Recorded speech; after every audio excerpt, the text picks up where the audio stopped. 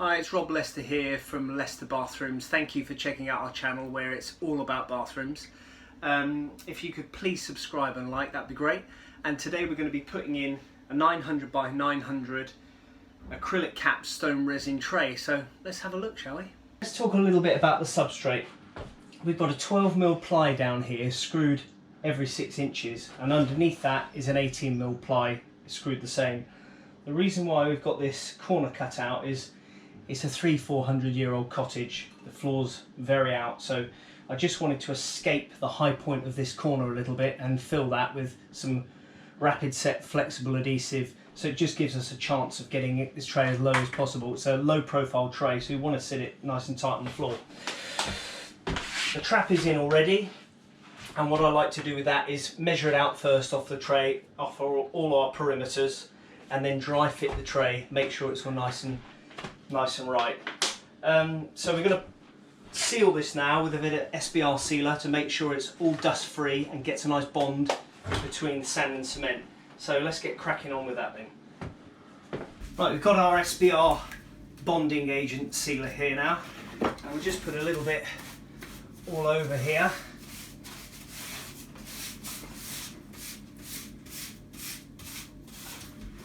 Just kill all the dust. Give a good seal against the sand and cement. I've got a line drawn here, it's the edge of our tray we'll work up to.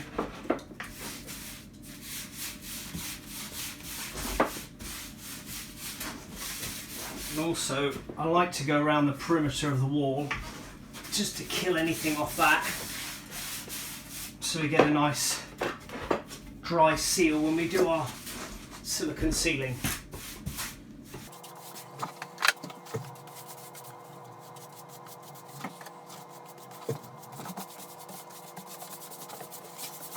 Right, we'll just let that set.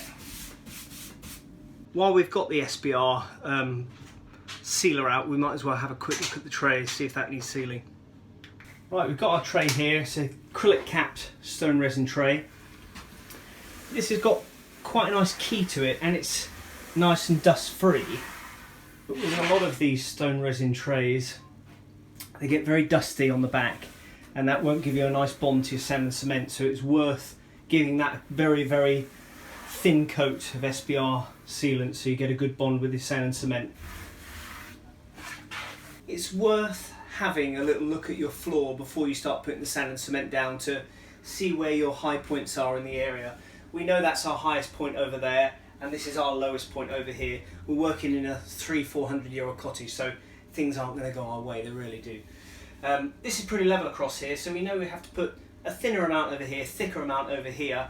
Put a bit more than you think you need, because you can always jostle the tray until it's level. Okay, we've got our bucket of sand and cement here, but I've put a little addition into this. I like to put a little bit of high flex adhesive, floor adhesive, because basically shower trays, when they're a stone resin type like this, are effectively like a large tile, and the flexible adhesive in here will just help with the wooden floor and just take up that little bit of movement, if any there is in there. Okay, we'll go ahead and get this down.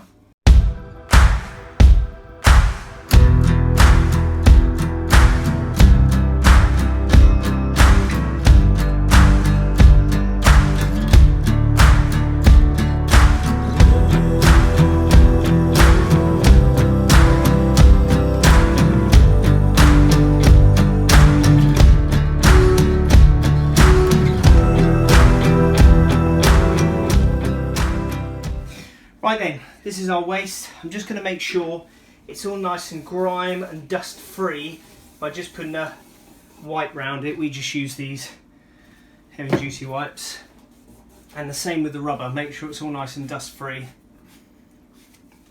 and then we just give that a quick wipe just to get any residue off there. And then what I always do is just get some sanitary ware sealant, clear, and just put a little bead around there just to sit our rubber seal onto, like that. Just give it a little tamp down, and then over the top of that I put another bead so it just seals nicely to the underside of the tray.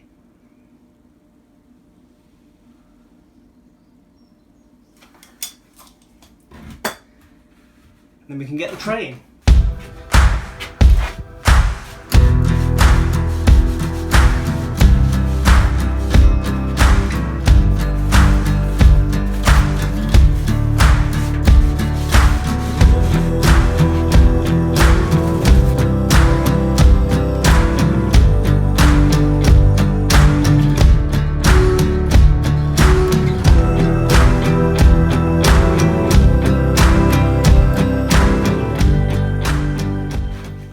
Level is the key. Always, always, always get your shower tray level, even if it takes you all day.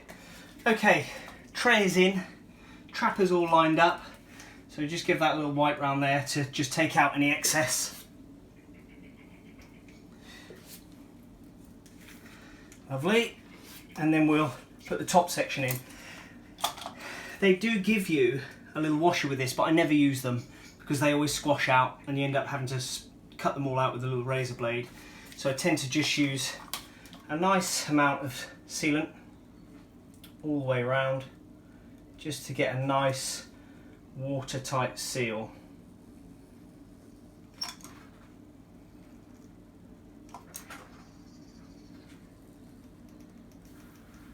There we go, out of the way. And then we just want to get that in there and engage the trap and just very gently try and feel the thread taking and pulling in like that. There we go, that's going nicely. So do as much as you can by hand, and then I'll show you a little tip for tightening it up. Right then, so when you get these fast flow wastes, you'll notice there's nothing in there to tighten these up. So what I tend to do is get a couple of chisels, and you can see these little lugs here. I tend to get them into the lug, give it a nice little twist round, just enough to give it a pinch, a bit more than your hand can do. So just a little, that'll probably do. And then you get your tissue in there and give it all a nice clean up like that.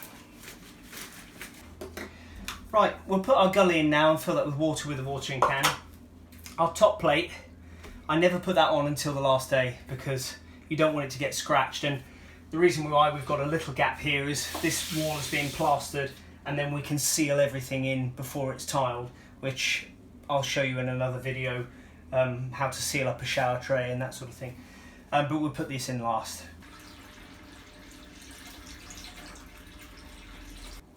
Right, that's the tray. Right, that's the tray in, waste in, sealed, fill with water. We're now going to put a nice big duvet on there to protect it from all the other tradesman goons. Check out loads of our other how-to videos. We've also got bathroom makeover renovation videos like this one we'll be putting up as well. So if you haven't already done so, please give us a subscribe and a like, and we'll see you on the next one.